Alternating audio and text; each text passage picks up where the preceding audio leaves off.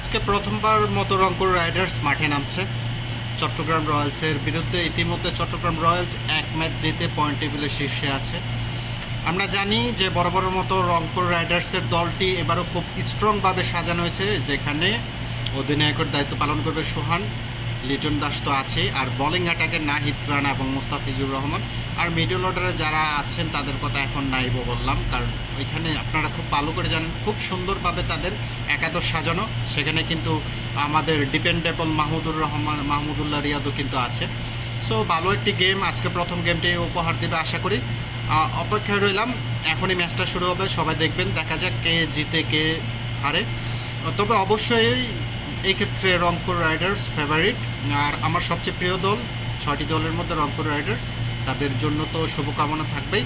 তবে বাংলাদেশের প্রত্যেক খেলোয়াড়ের জন্য আমি দোয়া করি সবাই ভালো পারফর্ম করুক।